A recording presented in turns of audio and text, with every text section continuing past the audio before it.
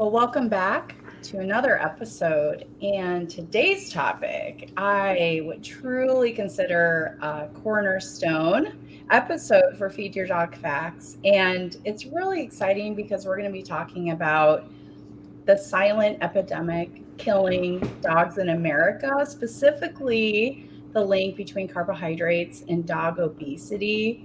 And what's important about that is this is actually the very topic that pushed my co-host Dan Schulof to spend 4 years. So while I was in college, he was, researching and writing a book, and his book is called Dog Food and Dogma.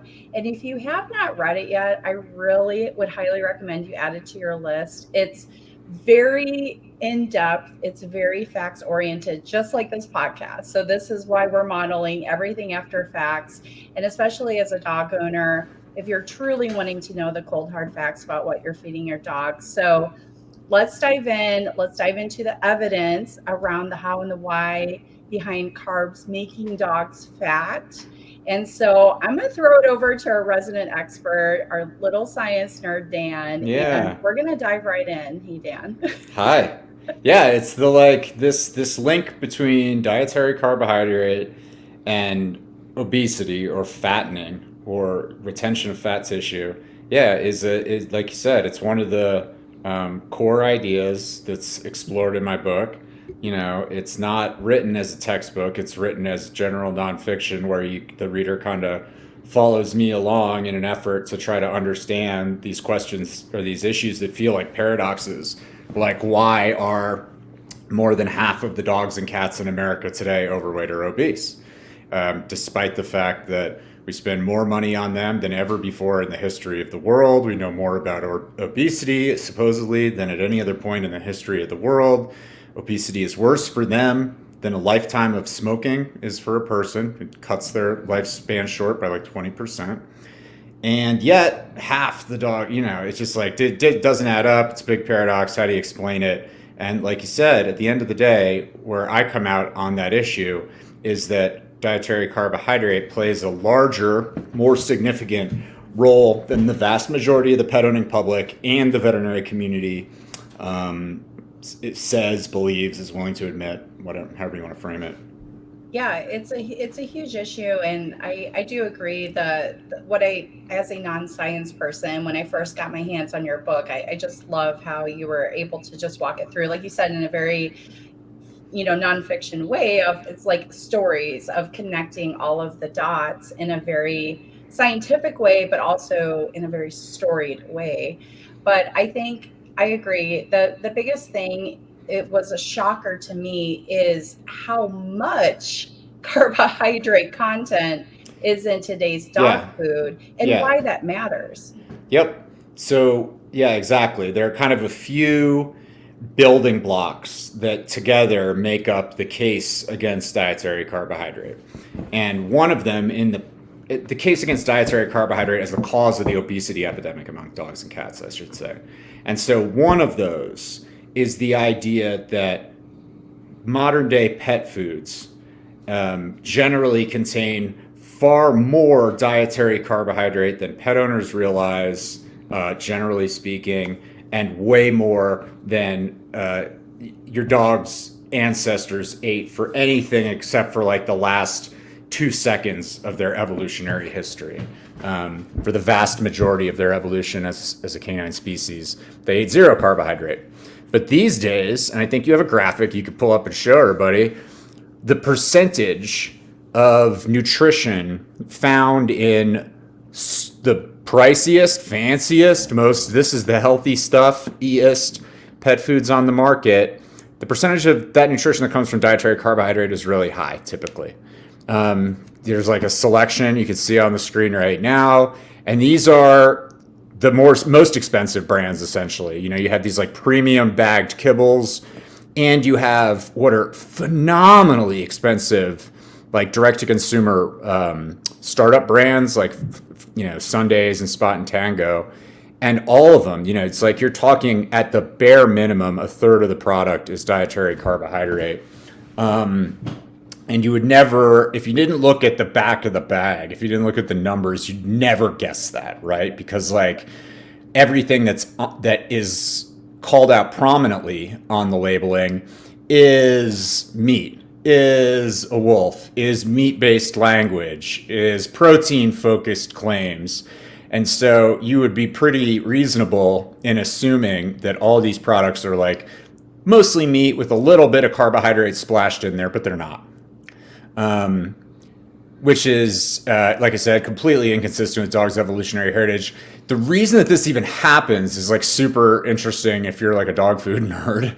I'm not sure that if there are any other people that are dog food nerds. It might just be me. But the reason that it is hard, one of the key reasons why it's like, this doesn't seem, how could this be? And people aren't aware of this. The regulations that govern the sale of pet food in the United States don't require producers to tell the consumer how much carbohydrate is in the product. So when you look at the numbers on the bag, the equivalent of, I have my Coke Zero here. You can see, if you're watching the video feed of this, I have the nutrition facts, the FDA's nutrition facts panel for human use products, of course, dietary carbohydrate, total carbs, total sugars. These are like some of the first items on the list. And of course, it's something that everyone should expect out of the food they're feeding their dog too. They should know how much is in there. But because these products as a whole contain much more carbohydrate than the producer wants you to believe, they have basically leaned on the regulators for long enough that they crafted a regime where it's like, no, you don't have to tell. You just tell us how much protein and fat is in there, and that's sufficient. And so this stuff flies under the radar really easily. Exactly.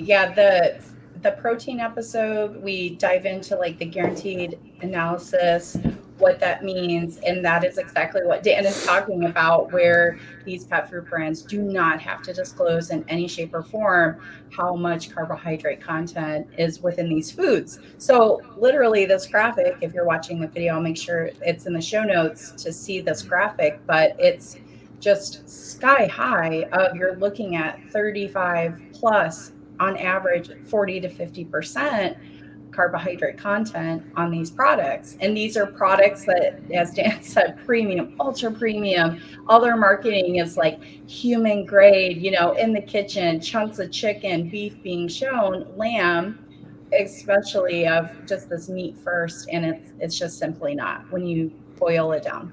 Yeah, like if we use like, I don't even know what like the brand that's sold at like Walmart, or like the cheaper brands are even higher. Like these are not the like cherry picked worst offenders. These are like cherry picked to be recognizable brands that have a consumer perception of like very high quality. These are some of the most expensive ones. These have to be the best. And so it's just to show you that like this is something that's super pervasive. This is not, there are very few exceptions to this rule.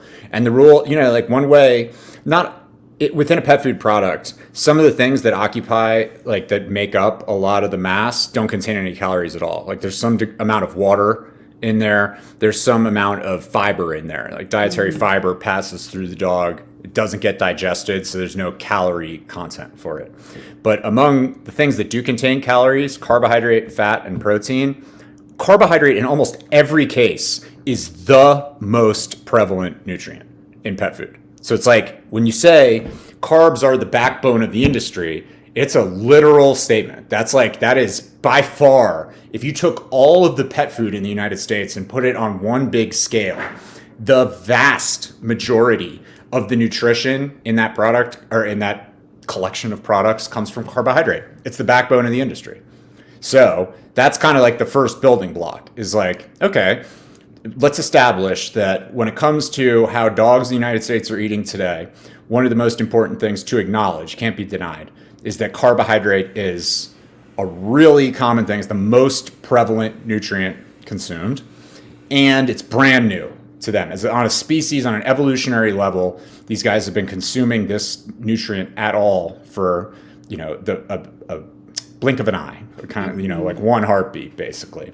So you've got these two facts, a really weird food product that all of a sudden makes up like the whole market, which in my eyes, this is like kind of the nature of like how the story went in the book, is like, I recognize those facts, and it provided like, maybe there's something to this. This is like a new outlier. Like obesity is different from COVID in the sense that it isn't communicable. It isn't transmissible from like, it's not a contagious disease, right? So when you have an epidemic, something that's like super prevalent in a population, but it's not subject to being spread, individual to individual because it's a contagion, it begs some kind of deeper, is like a way to say it, explanation. It's like there's some kind of way in which all these animals, all these species, have been thrust into something environmental where their genes in the environment are now like radically off base from one another, right? And the fact that carbohydrate was never a part of the domestic dog's diet until very recently, and now it's the whole backbone of the diet, that combined with the fact that we know that diet plays a big role in some way in body composition matters, was to my eyes like, okay, that's a good, there's something to explore here. Let's see if there's to what extent people have tested the theories that say that maybe this is to blame for this problem.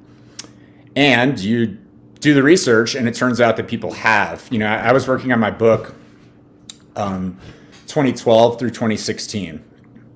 And so like around that time, there was something of a, like revolution might be like too strong a way to say it, but in the human nutrition community, there were sizable groups of really legit people with big reputations, who were abandoning the notion that when it comes to getting fat or losing fat, that all calories are created equal.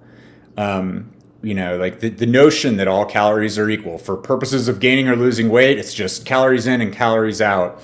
That notion has been a part of like the public's understanding of obesity since as long as I have been alive.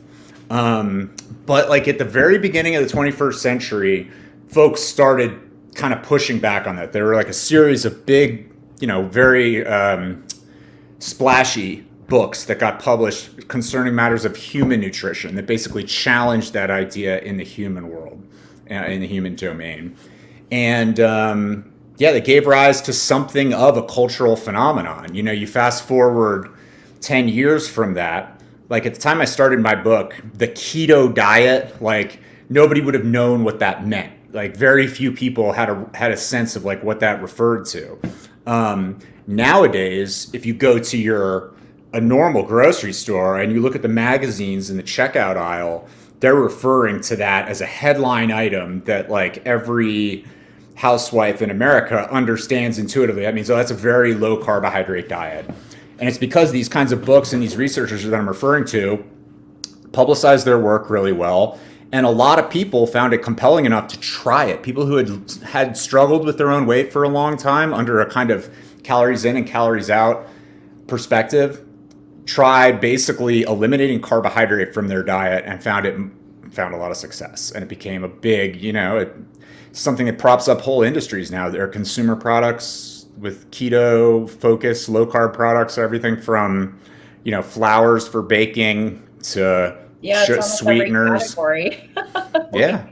every grocery store aisle. I agree. And yeah, it definitely gave prominence to just that everyday language. So if you said like, oh, I'm trying keto, whatever, it's known for, okay, weight loss and health. Like it definitely had that connection. Yeah. Yeah. It's become so, it's so much a part of the fabric of human focused nutritional science these days that there are kind of like subdomains within it. There are folks who believe that eating a very carbohydrate restricted diet is the most efficacious way to lose body fat. There are other people who believe that it's like optimal for all forms of health, that this is how you should eat no matter what your health and nutrition goals are. There are some people that use it in the, applying those kinds of principles in the diabetes treatment, like metabolic disorders, treatment domains. But generally speaking, it was like those books and the scientists who had performed the studies that were being discussed in those books were kind of getting a lot of traction at the same time that I was like wondering, why is it that so many dogs in the United States are overweight or obese? Right. And so to me, it was like, ooh, this is an interesting thing. I wonder how much any of this holds and how much any of this is getting explored. And the reality is I mean, we'll go through the kind of the metabolic nuts and bolts, like the understanding of like what's going on. That's this. What's this theory saying down at like the cellular level? All that stuff like holds for dogs and cats really well. It like basically works. No, there's no. It's not controversial at all. There's no scientist, like veterinary nutritional scientist in the world, who would disagree with any of the nuts and bolts concerning metabolism. And it's all there, and like there's all this scientific work that's like tested the theory, and it was just like, oh my god, like this all adds up perfectly. Yeah, surely this is what is being taught in vet schools. And the second part of the book is like, no, it's not what's being taught in vet schools, and why is that? And why is that a problem? And so, yeah, that's where it all fits into the work that I've done.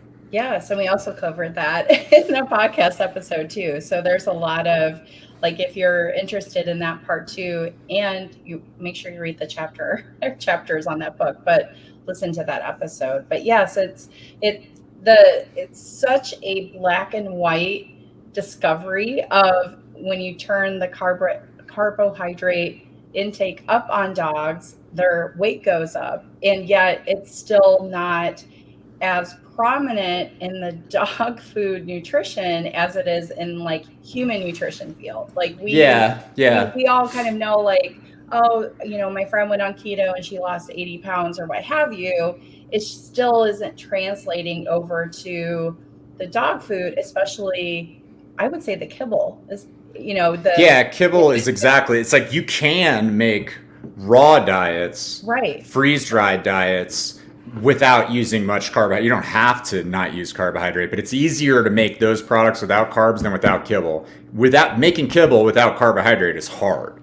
Yeah. And it's like not something that anybody set out to do until our company set out to do it. But I digress. You always use the analogy where it's just like baking bread, where it's incredibly hard to pack together a bunch of meat and have it go through an extrusion process where it is this convenient, kibble pieces and not have some type of binder. And that, so it's trying to balance that like delivery mechanism of a kibble form, but not and that's why these, in addition to cost savings, but there's a few things. Trying to make sure their kibble holds together. Yeah, the raw diet is, a different whole other category, but yeah, it's just trying to translate that over of like, well, dogs still need to eat very low carb for optimal health. Like that is the biggest thing. But yeah, there certainly is, and I'm sure you went through that. I know you went through that trying to develop your own kibble. Yeah. It's hard. Like I said, it's hard to do. It's not. It doesn't. The ingredients don't want to stick together unless you put starch in there, and so there's plenty of. If it weren't for the nutritional problems that arise from feeding dogs lots of carbohydrate packed kibbles would be a fantastic product. You know what I mean? Like they're very inexpensive to produce.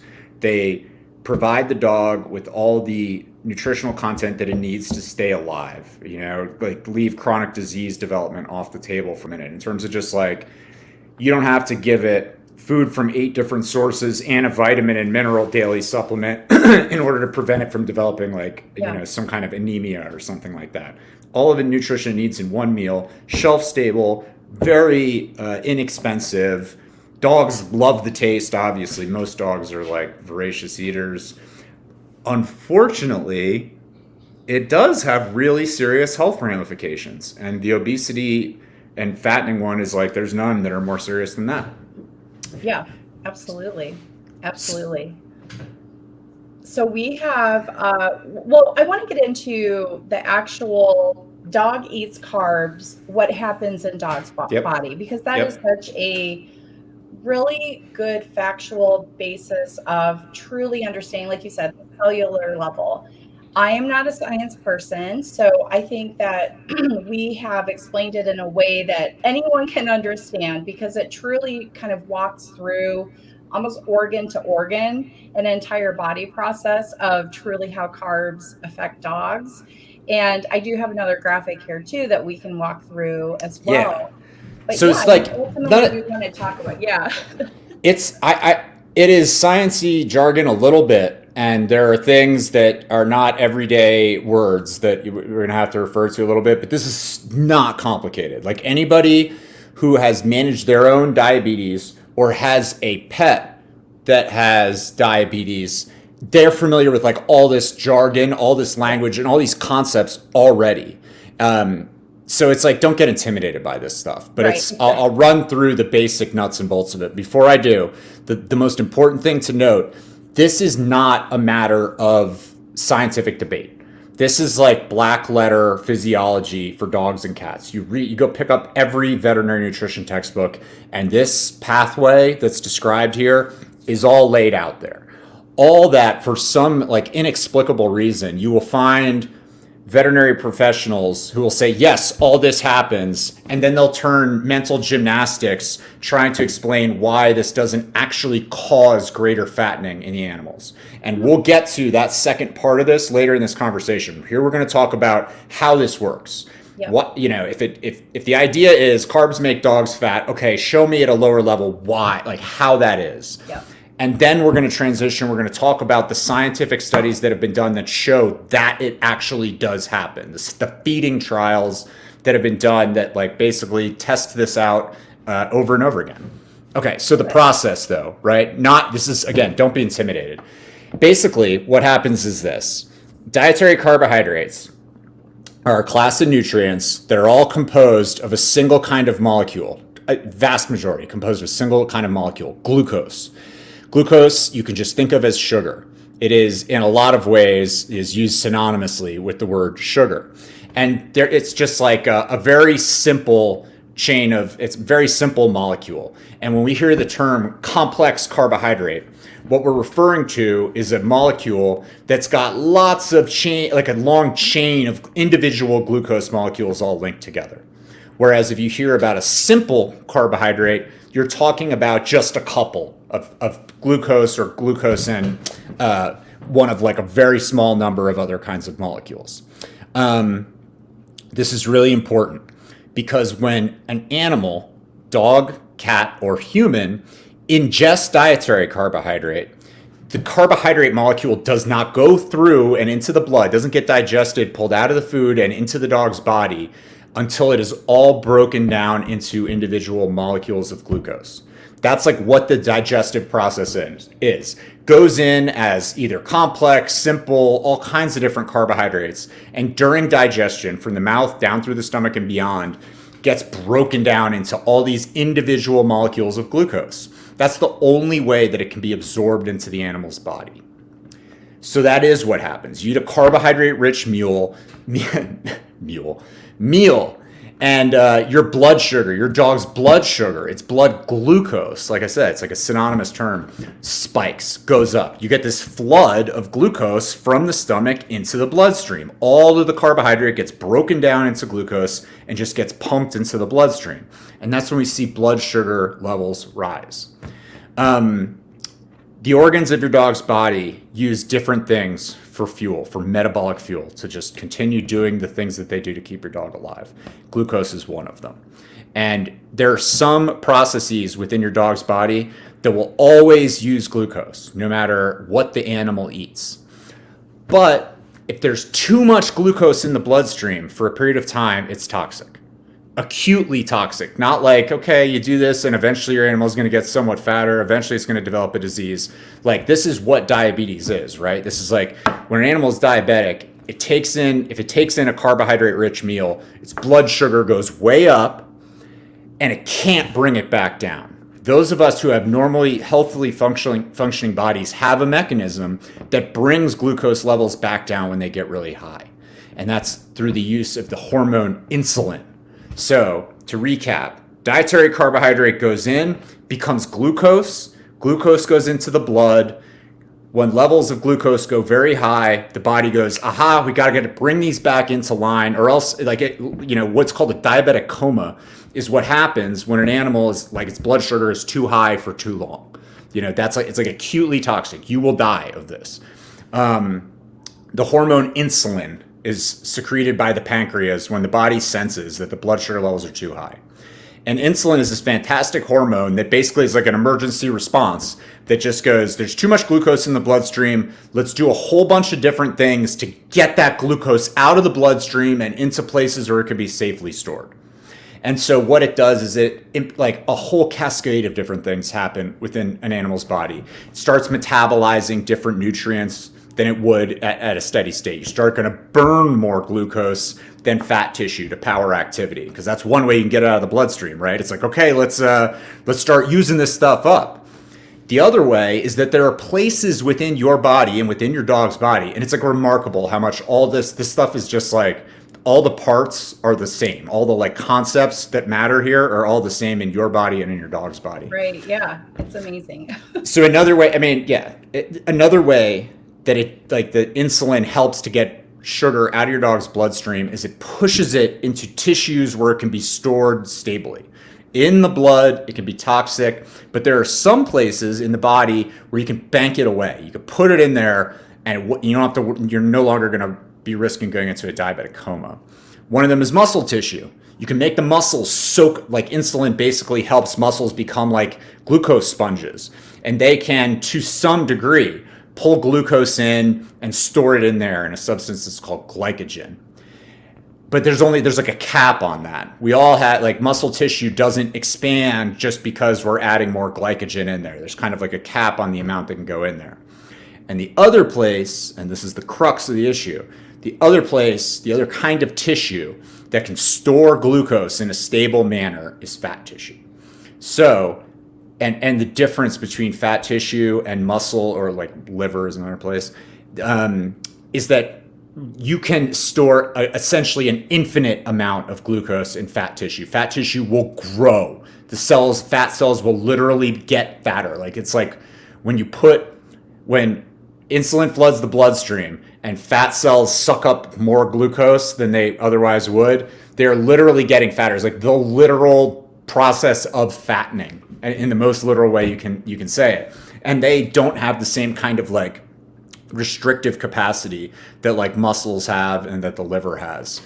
And so what happens then is, like I said, recap one more time, carbohydrate goes in, gets broken down into glucose into the bloodstream. Body freaks out, pumps a bunch of the hormone insulin into the bloodstream, which pulls all the glucose out of the bloodstream to a large degree and puts it into a bunch of places. But the bad place that it puts it is into fat tissue. It makes fat cells, by absorbing glucose, that much fatter. That is the process of fattening. And that's how it works. And when your insulin levels aren't at those kind, when you have lower insulin levels, you have basically you're more readily adapted to like keeping glucose levels low. Like, this whole chain of events, this whole cascade, like, doesn't happen basically. And so the theory of like, well, wait a second, we seem to have noticed that carbohydrate seems to be associated with obesity, is grounded in this kind of biochemical pathway. So that's kind of that's my attempt to take this kind of sciencey concept. Mini science course by Dan Schulof. Yeah. There are smarter people than me who have written better books than mine that lay all this out, but it's all in the human domain. It's like, there aren't any people that are smarter than me or written better books than me about the application of these principles in the doggy world, because nobody else has right. For some reason, nobody else has written one.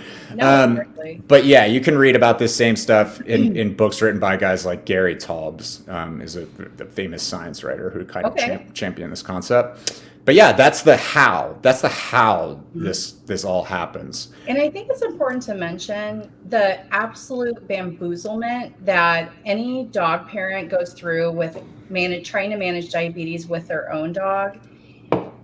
I cannot tell you how many times my dog Maddie's, blood sugars all over the board, spiking, can't get it down, more insulin, try to feed her less food, try to feed her more food, more insulin.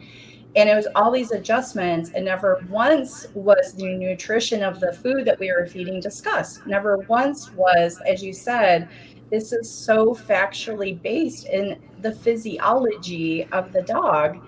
And it's just not translating to the vet office of, when their blood sugar spikes, we have to look at what they're eating and when they're eating and all these things. And it's, I still feel like this frustration. I feel bamboozled that this was just never brought to me. And we are seeing now an easily managed blood sugars with our dog by just reducing carbohydrate content. Truly, like it was just that felt that simple. Yeah, I mean there's you have to be somewhat careful, like what you there are laws in the United States that prohibit folks who make pet food from making claims about disease, treatment, or prevention, and they're very sensible, of course, right? Like you shouldn't be able to say like my dog food cures COVID or whatever. Right. But it is unquestionably the case that if you, all else being equal, if you reduce the amount of digestible carbohydrate that a dog consumes, you will reduce that dog's postprandial blood glucose. Right. And blood glucose is the root of the problem in diabetes, right? Like the whole reason the dog needs exogenous insulin is because it needs to manage its blood glucose. And so if the blood glucose levels are kept lower, you need less insulin to deal with it. And so it's not rocket science. That's what I mean. It's like for you, it's like once you like just start thinking the stuff through for yourself, it's just like, how isn't this just the most obvious solution in the world? Why aren't the pet food products that are prescribed for dogs with metabolic disorders like diabetes, why aren't they just zero carbohydrate? Right. And it's like there's just no good way to answer that question. There's no defensible way to answer that question. The only answers that exist are the kinds of like, the second half of my book is like just trying to explain this. Like, how did what's taught come to be what's taught? Why aren't vets just like, this is the most simple thing in the world? How can you have a whole population of folks who just like are continuing to prescribe a 40% dietary carbohydrate diet for a dog with diabetes? And it's, I mean, at the risk of spoiling the take-home conclusion, I don't believe that it's like malice or use the word bamboozlement. Like, I don't think most clinically, like vets in clinical practice are like, I know this isn't the right answer, but I'm going to do it anyway. Ha ha ha, like I'm greedy. Intentional... No, you know what I mean? Like, that's not what it is. Right. What it is there are folks acting with intent, but they're the folks who have intentionally persuaded at the like educational level, at the post, at the professional educational level, those veterinarians to believe what they believe about matters of nutrition.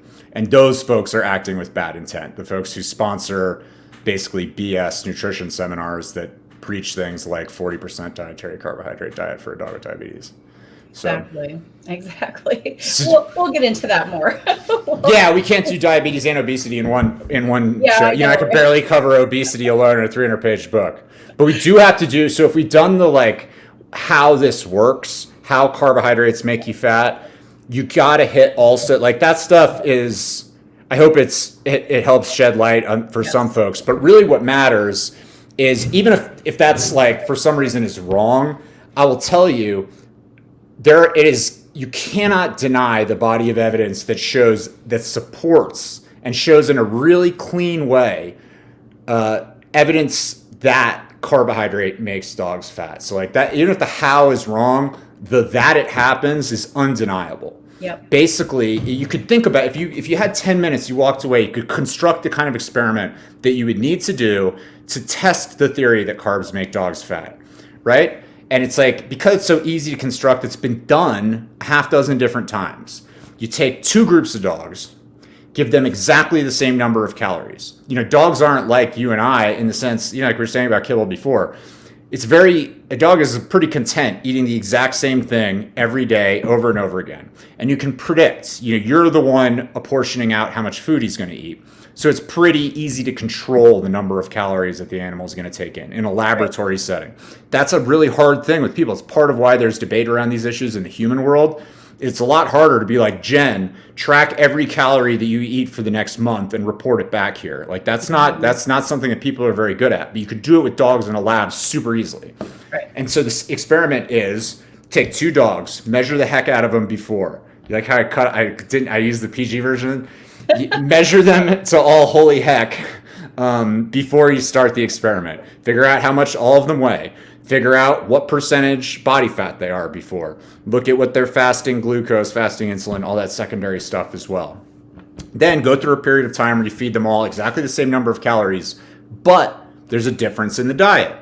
In the case of one group, we're going to feed it less carbohydrate, more protein. The other group, same exact number of calories, same lifestyle. Okay, it's not like one group is exercising and one group's not. All that's different is the amount of carbohydrate and protein. One group, you basically, carbohydrates and proteins contain roughly the exact same amount of digestible caloric energy. They both, like, your dog will pull about 3.5 calories worth of energy out of a gram of carbohydrate or a gram of protein. So you can just swap one for the other and you end up keeping the total calories the same. So if you're somebody who believes that all calories are created equal when it comes to body fat, you should know exactly what's going to happen. You should be able to predict exactly what's going to happen here. The dogs are consuming exactly the same number of calories. They're expending the exact same number of calories. They should wind up with exactly the same bodies. Like I said, the experiment has been performed something like a half dozen times, and never once has that happened. Every single time that it's been performed, the same thing happens. The dogs on the high carbohydrate diet get fat. The dogs on the lower carbohydrate but the same number of calories diet don't get fat. Over and over and over and over again. And it's not somewhat like, obviously I'm not cherry picking. It's literally the entire record. There's not one like counter evidence piece. And it's not like a marginal, tiny little difference either. Like the study I always like cite when I talk about this issue is 21 beagles in each group. Okay. Big group, follow them over 3 months. Look at changes in body composition.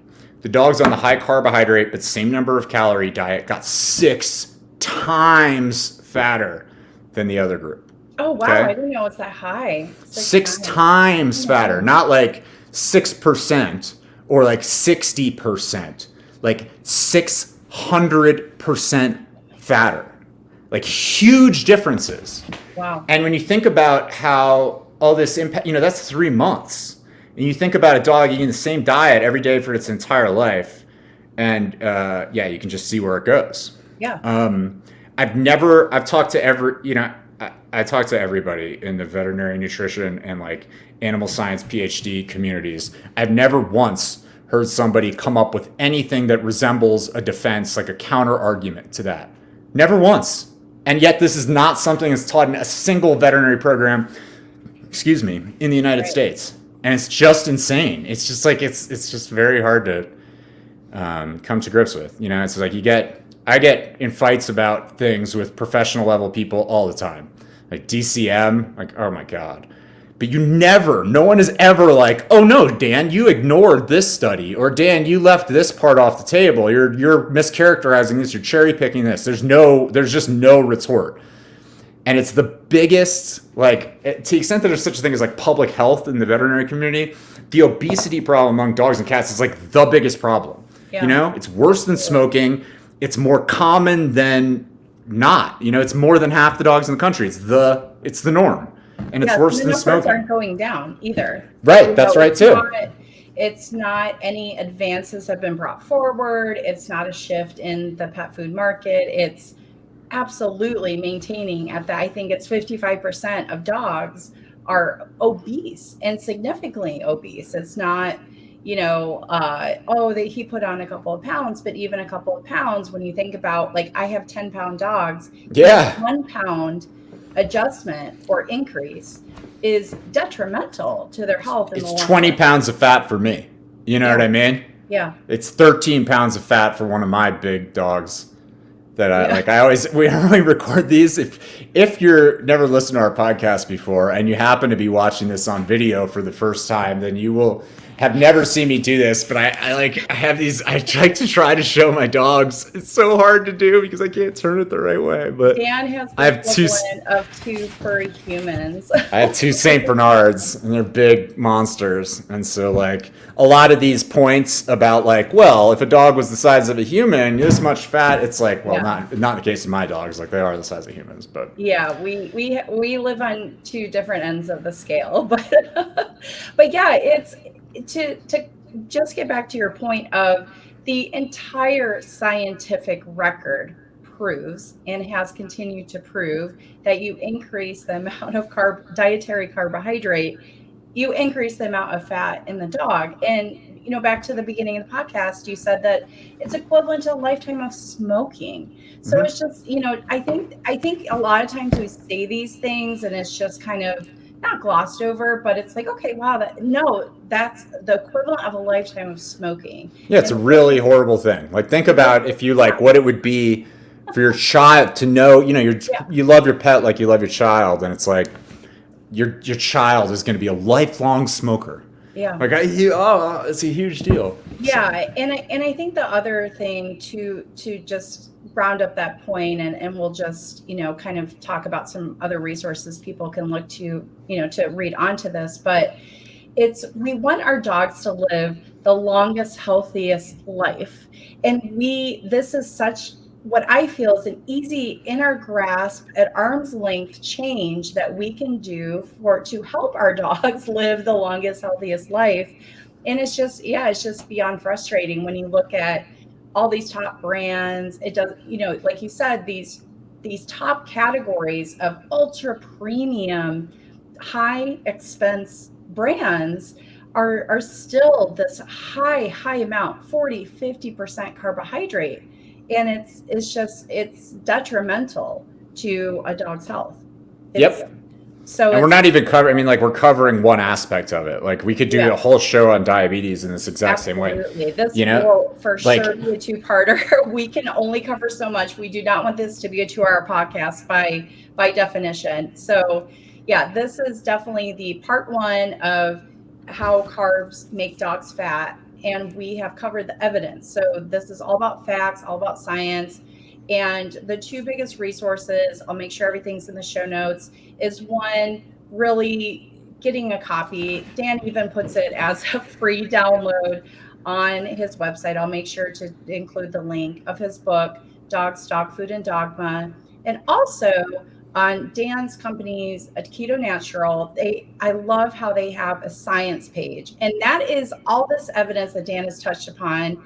Again, we're just covering obesity in this episode, but it's all the other topics related to this issue. So if you are a true science nerd and you are like, I want to see the actual scientific record, a lot of the stuff, I mean, everything is linked. It's so nicely laid out.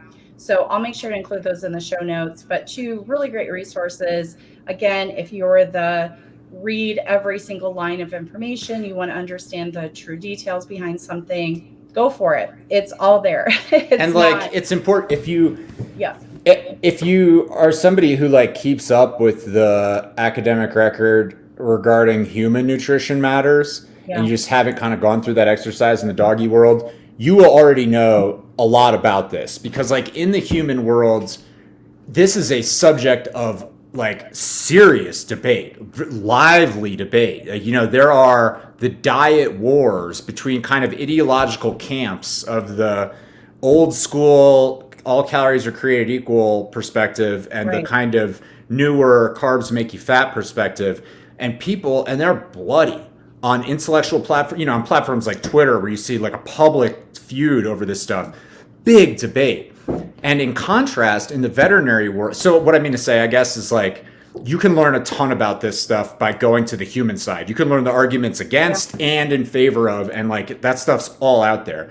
And what's a shame is in the veterinary community, where the evidence is literally stronger than in the human world, it's like you can't get intelligent engagement on the issue. You just get people that are just like, I can't say.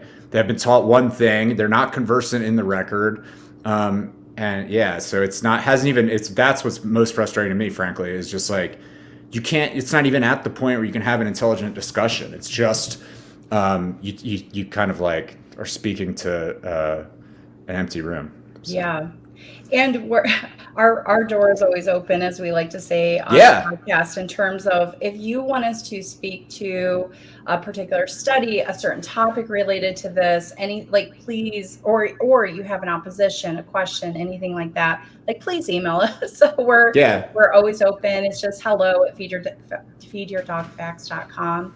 And we get in a lot of, responses of like, hey, can you review this dog food or what have, but these science episodes also are very important to us of if you need us to cover something specific. So anyway, we're open for debate as well. Friendly debate, of course, professional debate. So this was again, I do to this as two parts. I think we 100% will focus next time on diabetes, which is such a huge topic, one of personal significance for me as well. But yeah, a lot of science in this, but that's what we're covering. This is the cornerstone of like learn the mechanics and learn the why, the how, and then we can start to kind of build off from there for dog nutrition. So that is it for this episode. Good stuff. All right. Good stuff, Jen. Good to Thanks for talk to you. listening. Yep. Until next time. All right. Take care, everybody.